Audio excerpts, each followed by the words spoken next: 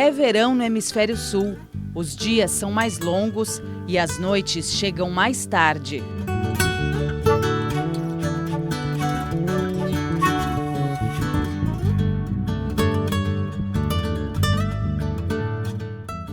Estação de temperaturas elevadas e ondas de calor extremo em tempo de aquecimento global.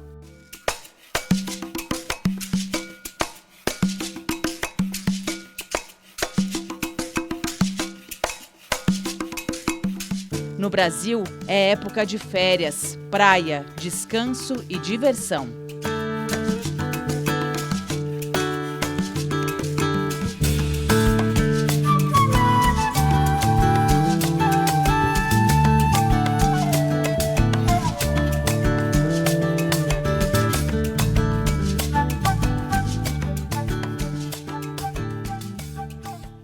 Está no ar o Repórter Eco, que vai tratar de temas como educação ambiental, a cultura do povo da floresta e a linguagem dos animais. Você é o nosso convidado especial.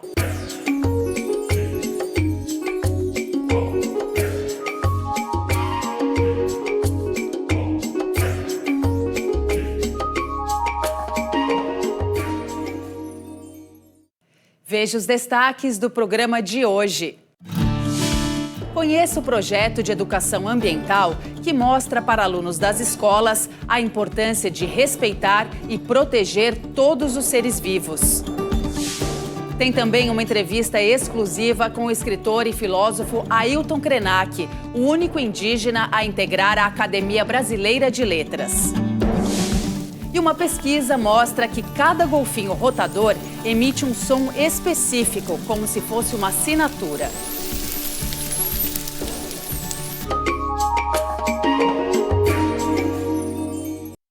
Um projeto de educação ambiental procura despertar nas crianças a vontade de conhecer e preservar os animais. A iniciativa já foi implantada em mais de 60 escolas públicas de São Paulo e agora deve ser ampliada.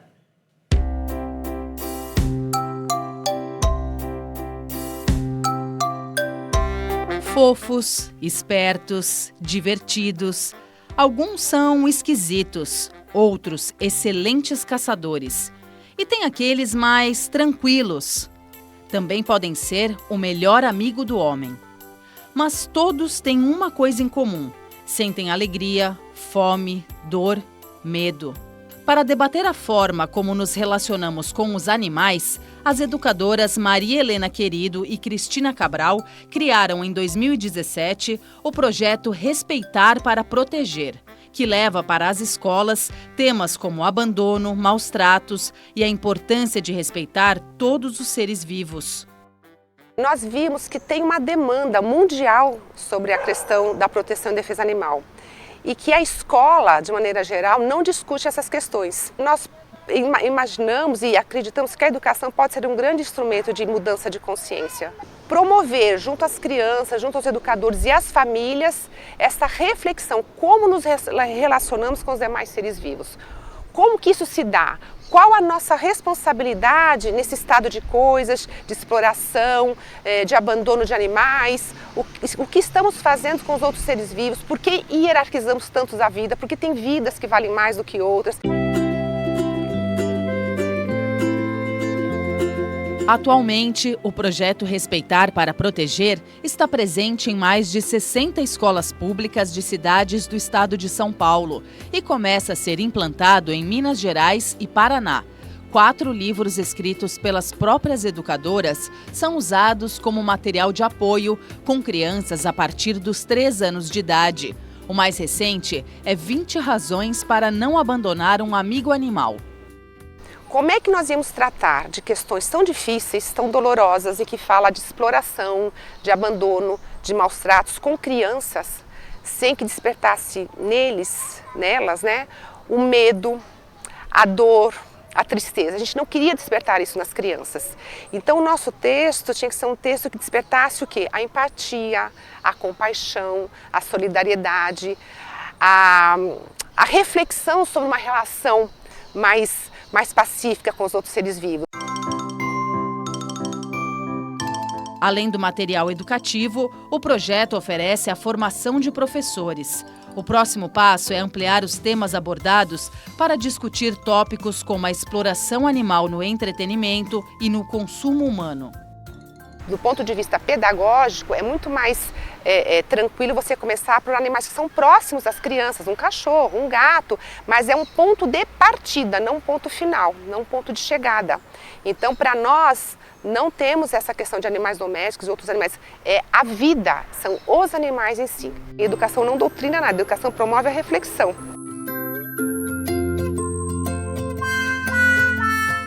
Para colocar em prática a empatia com os animais, Cristina mantém um santuário que recebe animais resgatados de situações como maus tratos, caça ilegal e atropelamento. O Instituto de Educação Santuário Francisco da Mantiqueira fica em Minas Gerais. Além de cuidar e reabilitar os animais, é um centro de educação para veterinários, biólogos e outros profissionais da área. A área que a gente está é uma APA. É a APA Fernão Dias, é uma área de proteção ambiental. A gente recebe as escolas, faz atividades de educação ambiental com as crianças, elas têm uma experiência vegana lá no santuário, porque a gente não consome nada de origem animal lá, a gente faz os plantios de mudas com elas, a gente faz colhe na horta e come alimentos que são orgânicos.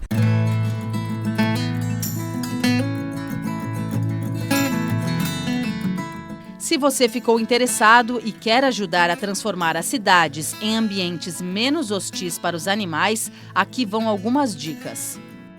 Prepare sua casa para os animais que estão fora. Faça comedouros em regiões, em lugares onde você possa ajudar os animais que são silvestres e que estão na cidade. Evitem esse tipo de coisa, de armadilha, de veneno, porque muitas vezes você põe um veneno para um animal, vários outros comem.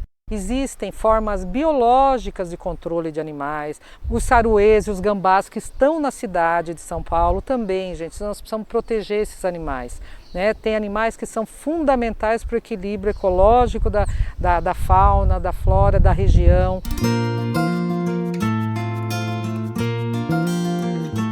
Estimular nas crianças o cuidado com todas as formas de vida é um dos caminhos para um futuro mais justo.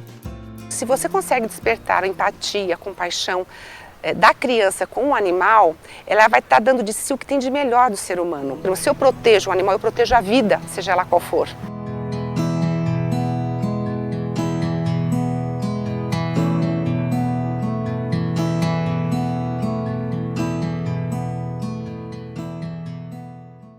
Logo mais, aqui no Repórter Eco, a sabedoria do povo da floresta.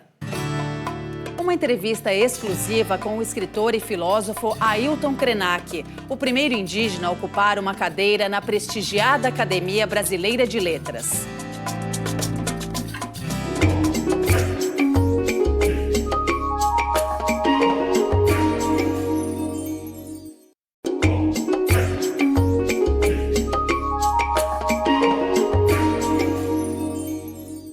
Ailton Krenak, pensador que inspira o mundo com suas ideias, lança um novo livro, Um Rio, um Pássaro. O filósofo e escritor é o primeiro indígena a ocupar uma cadeira na Academia Brasileira de Letras. Krenak quer incluir na instituição cultural as línguas nativas do país.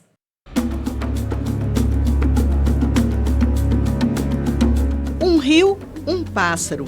É um novo livro do líder indígena Ailton Krenak. Originalmente publicado no Japão, ele celebra a amizade de 3 décadas entre o escritor e o fotógrafo Hiromi Nagakura, iniciada durante uma viagem pela Amazônia nos anos 90. Quando chegamos à Terra, descemos como pássaros e pousamos silenciosamente. E um dia partimos de viagem ao céu, sem deixar marcas.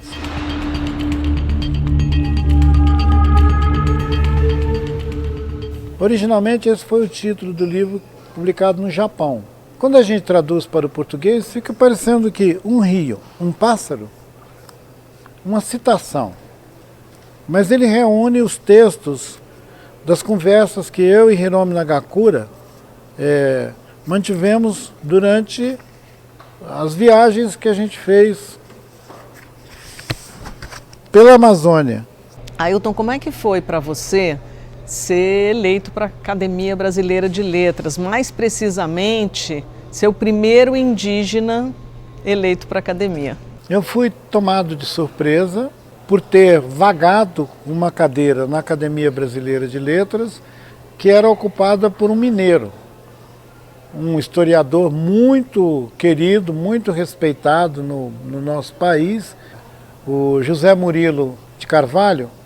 Ele deixa uma obra monumental, mas os meus colegas da Academia Mineira de Letras resolveram não deixar essa cadeira se perder e lançaram a minha candidatura.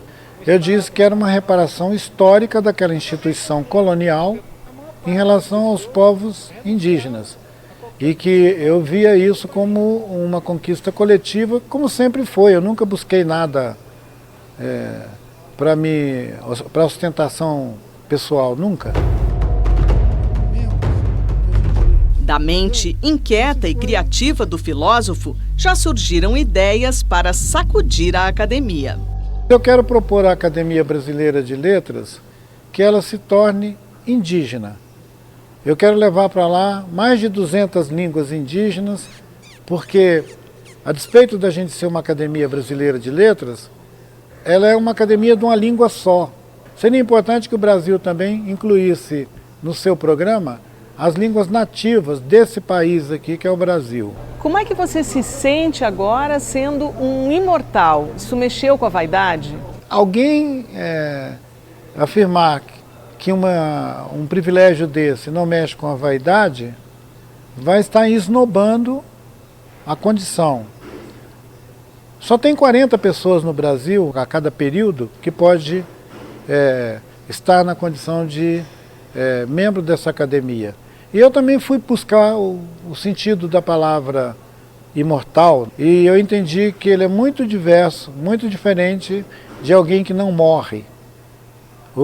A frase, ela está impressa, no latim ela está impressa numa pequena moedinha, dizendo que a escrita eterniza o tempo. Traduzir isso para imortal é simplificar demais. Como é que você está se sentindo nessa posição de escritor que cada vez tem mais alcance, ou que as suas palavras chegam mais longe?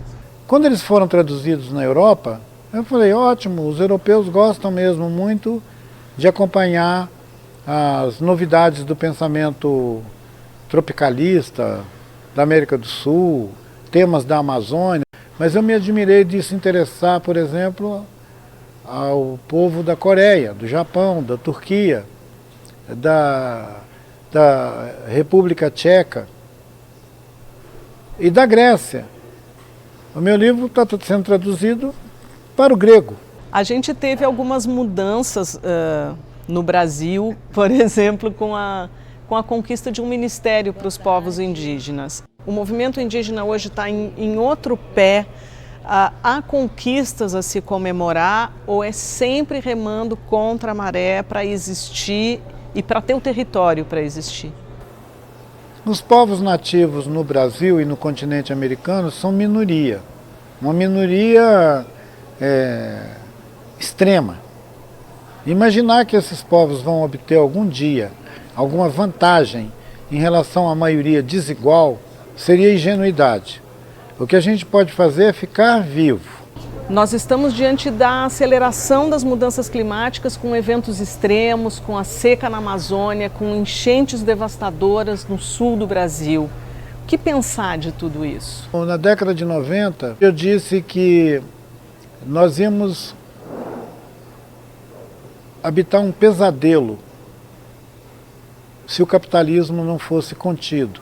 Eu estou contando obviedades para um mundo totalmente alienado, que não estão vendo que nós estamos matando os rios, matando a nós mesmos. Vai chegar uma hora que nós vamos entrar na lista de extinção das espécies. E eu sou a favor. Para o líder indígena, as guerras em curso no mundo só pioram a situação. Aí eu fico horrorizado. Se a gente só tivesse a questão ambiental e nós tivéssemos que combater as mudanças climáticas em paz, já seria uma missão impossível. Matando uns aos outros, a gente só está acelerando a corrida para o inferno. Já que a gente está vivo, o que te importa? No que a gente deveria prestar atenção aqui, coabitando esse planeta? Importa que a gente aprenda a se afetar com a vida, com o planeta, com a Terra. Como diz Milton Nascimento, a gente tem que se afetar com o mundo.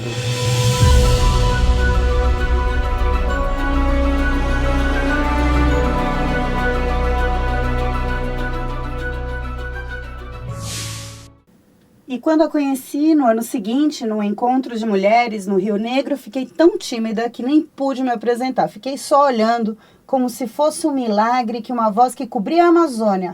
Olá, eu sou Paulina Chamorro, jornalista do podcast Vozes do Planeta, diretora do Mulheres na Conservação. Para mim é uma honra estar aqui parabenizando o Repórter Eco, esse programa que eu sou fã há tantos anos.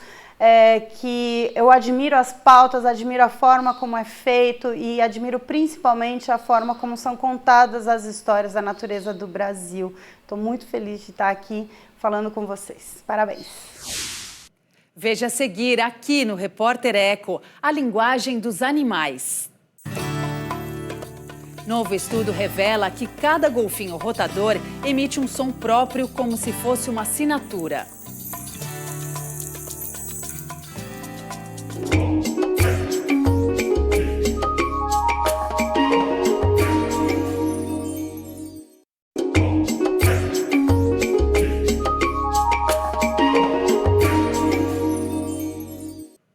Os golfinhos rotadores emitem sons que equivalem a uma assinatura. A descoberta é de um pesquisador da Universidade Federal de Juiz de Fora, em Minas Gerais.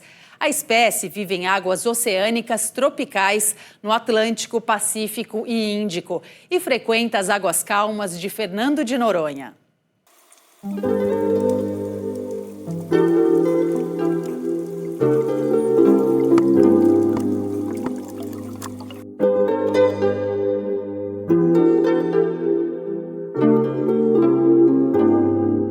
Tem a oportunidade de ver os golfinhos rotadores ao vivo no arquipélago de Fernando de Noronha, costa nordeste do Brasil, jamais esquece.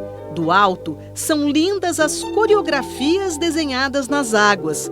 Reparando bem, se vê os giros que eles fazem sobre o próprio corpo, revelando o dorso cinza escuro e o ventre branco. O pesquisador Raul Rio, professor da Universidade Federal de Juiz de Fora, veterinário especialista em acústica submarina, estuda o som desses animais. É apaixonado por eles. O golfinho rotador ele é bastante acrobático. Então ele consegue pular, saltar e dar uma volta ao longo do seu próprio eixo até 7 vezes. Então isso, uau, encanta as pessoas que estão fora d'água. Os golfinhos rotadores eles têm o costume de se alimentarem à noite, em mar aberto. E durante a manhã, logo às 6 horas da manhã, eles estão chegando para descansar e permanecem nas baías de Fernando de Noronha durante a manhã e durante a tarde. Então lá é um local específico, é um laboratório a céu aberto para que a gente tenha interação com esses animais.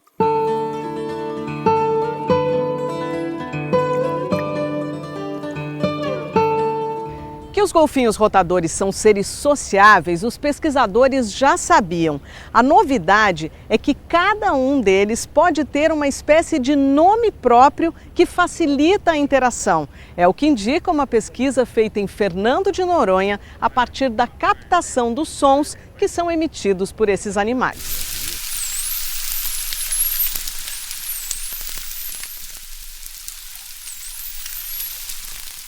Os golfinhos eles utilizam o som exatamente como nós utilizamos a visão.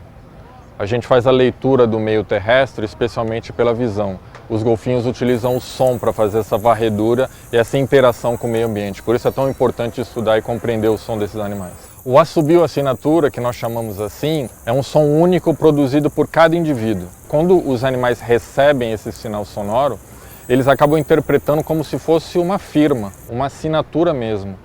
Dessa forma, eles conseguem manter a relação com aqueles animais que são mais próximos a eles, aqueles que têm uma convivência social mais intensa, e evita também aqueles indivíduos que são mais agressivos e até mesmo conseguem fazer uma leitura organizada do ambiente onde eles se encontram.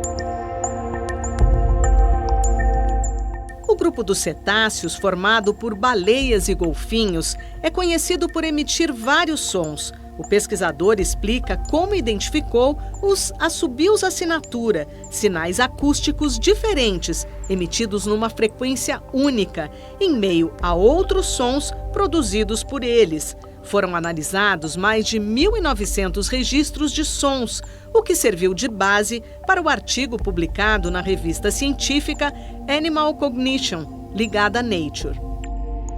Embaixo do mar, no oceano, tudo que não existe é silêncio. Há muito som produzido. Há som produzido pelos humanos, há som produzido pelos animais e até mesmo pelas características geológicas do ambiente. Só que quando a gente utiliza hidrofones semelhantes a esse microfone aqui, só com uma capacidade de captação embaixo d'água, a gente começa a registrar sons que são emitidos repetidas vezes por um mesmo animal. Ele faz isso para garantir com que o seu sinal chegue àquele receptor com quem ele quer se comunicar e também que atualize onde ele está, para onde ele está indo. Por isso essa repetição de sinais acústicos é característico dos assobios de assinatura nos golfinhos. Para a gente conseguir individualizá-los, a gente utiliza a observação, seja com binóculos, com drones, e a captação acústica embaixo d'água. Então a gente depois tem um trabalho árduo para analisar todas essas gravações sonoras no laboratório. Por isso, é preciso combater a poluição sonora nos mares e oceanos. A poluição sonora, ela impacta todo o espectro da vida marinha, desde aqueles indivíduos microscópicos até esses animais, os mamíferos marinhos com quem a gente tanto gosta de se relacionar. Especialmente os golfinhos e os cetáceos, porque eles utilizam, como a gente comentou, o som para interagir com o meio ambiente. Se existe muito som produzido pelas embarcações, e a gente sabe que 80% do comércio mundial é feito via marítima, esse som acaba abafando a comunicação. E eles têm que se adaptar a essa nova realidade acústica. Isso tem uma demanda energética que, inclusive, pode comprometer a saúde desses animais. O pesquisador afirma que a descoberta é como se fosse uma peça na montagem de um quebra-cabeças. São necessários novos estudos para ampliar a identificação dos indivíduos, avaliar a estabilidade dos assobios e comparar sons emitidos por mãe e filho. Raul Rio, que fundou e coordena a ONG Som de Oceano, incluiu o som dos golfinhos nesta composição com o parceiro Roger Marza. É um desafio a gente tornar a ciência algo palatável, interessante. E a música é a forma de arte que melhor comunica as pessoas, independentemente da língua. E se a gente inclui sons da natureza, que são ótimos de se ouvir, junto com uma música, a gente acaba emocionando as pessoas e contribuindo com a conservação desses animais. Nós não estamos falando de um grupo simplesmente de golfinhos, nós estamos falando de indivíduos ali, cada qual com o seu comportamento, com o seu temperamento e com as suas necessidades próprias, que precisam ser respeitadas.